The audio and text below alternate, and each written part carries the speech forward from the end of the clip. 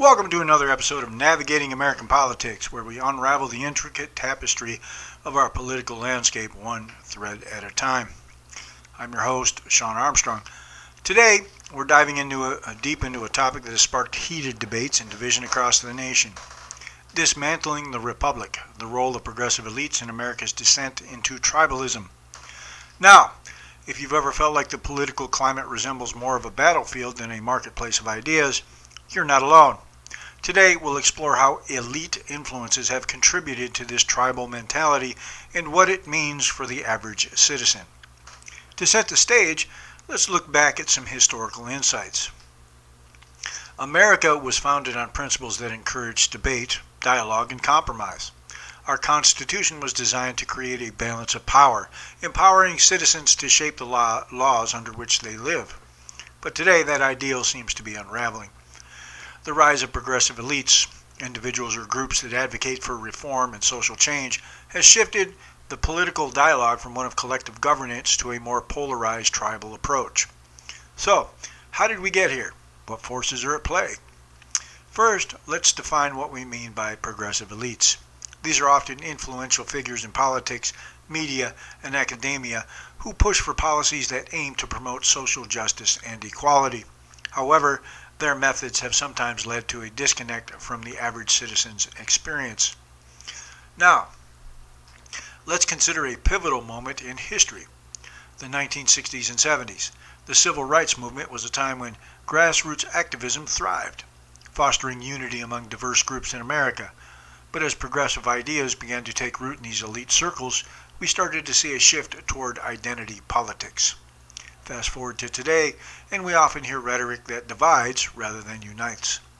This brings us to an interesting question. Are progressive elites inadvertently or intentionally fostering tribalism by focusing on identity over commonality? The answer may lie in how policies are framed. For example, initiatives that aim to address inequality can sometimes alienate those who feel overlooked or attacked. This us versus them mentality stifles constructive dialogue, leading to greater division. Let's bring this into focus with a recent study indicating that individuals who identify strongly with their political tribe are less likely to engage with opposing viewpoints. They're more inclined to view those on the other side as enemies rather than fellow citizens with differing perspectives. Here's the thought-provoking quote from political scientist Francis Fukuyama. Political tribalism is one of the biggest threats to democracy. Isn't it fascinating how something meant to empower us can also serve as a tool for division? So, who are these progressive elites? In essence, they're influential individuals or groups who advocate for progressive policies and social changes, often wielding significant power in cultural and political institutions. Their intentions may be noble, pushing for equality, environmental justice, and social reform, but the methods and consequences of their advocacy can sometimes lead to division rather than unity. Here are some core points we need to consider. 1. The shift from universalism to particularism. Historically, American identity has been rooted in universal principles: freedom, democracy, and justice for all. However, there's been a shift towards particularism, where identity politics reign supreme. Progressive elites often champion causes that prioritize group identities over common national values. 2. The echo chamber effect. With the rise of social media and fragmented news sources, tribalism has found fertile ground. Progressive elites often inhabit echo chambers where dissenting opinions are sidelined, leading to homogenized view that can alienate large swaths of the population. 3. Activism versus citizenship. While activism is crucial for change, it can sometimes overshadow the responsibilities of citizenship. Engaging in civil discourse and recognizing the value of differing opinions is essential for a healthy democracy, yet this is often lost in tribal conflicts. 4. The impact on policymaking. The influence of progressive elites can lead to policies that reflect their values but may not align with the broader public sentiment. This disconnect can further entrench feelings of disenfranchisement among citizens who feel their voices are ignored. Let's take a moment to consider a powerful quote from author and scholar Robert Putnam. "We are bowling alone. This encapsulates the idea that social capital, the networks of relationships among people, is waning in America. As we become more disconnected from one another, tribal identities gain prominence. Did you know that research shows a direct correlation between social isolation and political polarization? As we retreat into our ideological corners, we lose sight of our shared humanity, and that's a dangerous trajectory for democracy. Let's break this down. First, who are these progressive elites? We're talking about influential politicians, academics, and media figures who push for systemic change, often prioritizing identity politics and social justice issues. But what happens when these elites dominate the narrative? 1. The narrative shift. Progressive elites often frame political discourse around group identity rather than shared values, leading to increased polarization. This shift can make constructive dialogue nearly impossible. 2. Impact on civic engagement. With tribalism comes disengagement from traditional civic duties. Instead of participating in community affairs or local governance, people are retreating into echo chambers where only their beliefs are validated. 3. Constitutional concerns. As we see these divisions deepen, one must ask, are these changes eroding the principles laid out in our Constitution? Are we jeopardizing our republic by following these ideologies to supersede our foundational documents? To underscore these points, let's reflect on a quote from Thomas Jefferson. A government that does not trust its people will not be trusted by its people. This sentiment rings especially true in today's climate, where trust in institutions is dwindling. Did you know that in the last decade alone, surveys indicate that over 80% of Americans believe that political divisions are deeper than ever? This is a stark contrast to earlier eras when bipartisan collaboration was more common. To understand the current state of affairs, let's take a moment to revisit the roots of American citizenship. One of the most pivotal developments was the legal protection of property rights, which traces back to ancient Greek city-states. This legal framework helped establish the notion that individual rights, including those tied to property, are central to citizenship. Fast forward to today, and we see a growing divide fueled by identity politics and tribalism, where group identity often trumps individual rights. Progressive elites have wielded considerable influence in this transition, promoting policies and narratives that can sometimes seem to prioritize collective identity over our shared Republican values. Let's break this down further. First, we have to consider what we mean by progressive elites. These are individuals in positions of power, politicians, academic, media figures, who often advocate for progressive policies, but here's the crux: while they champion social justice and equity, critics argue that they may inadvertently or intentionally contribute to a kind of tribalism that undermines national unity. Imagine if we were to sit down with a progressive elite. I might ask, do you believe that emphasizing group identity strengthens community bonds? To which they might respond, absolutely. Recognizing diverse identities is essential for social progress. Then I'd follow up with, but does this emphasis on group identity risk fracturing our shared national identity? And here lies the tension. Next, let's highlight some historical insights. The Founding Fathers emphasized unity under a common set of principles articulated in the Constitution. They believed that fostering a sense of national identity was crucial for the survival of the Republic.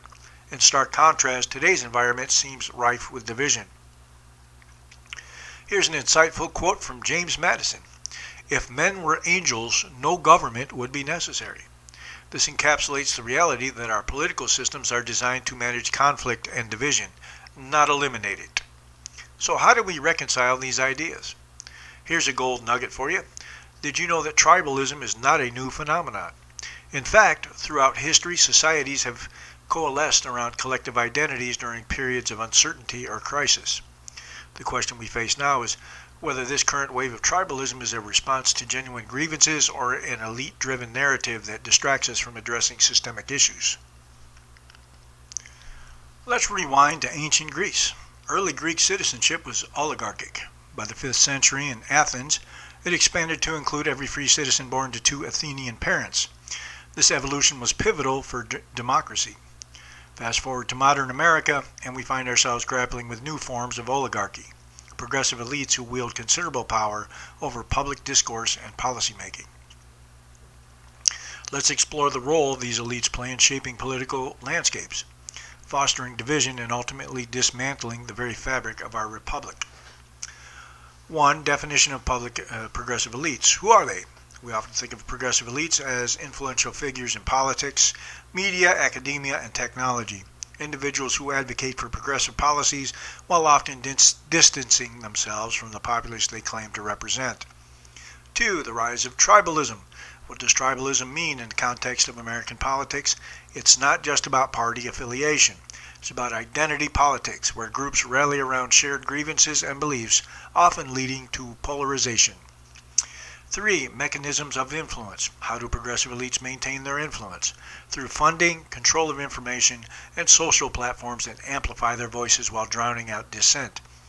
This creates echo chambers where only certain narratives are reinforced. 4. Historical insights. Let's take a moment to look back. Historical patterns show that periods of significant social change often lead to backlash from various groups. The civil rights movement faced strong opposition from traditionalists. Today, we see similar dynamics at play.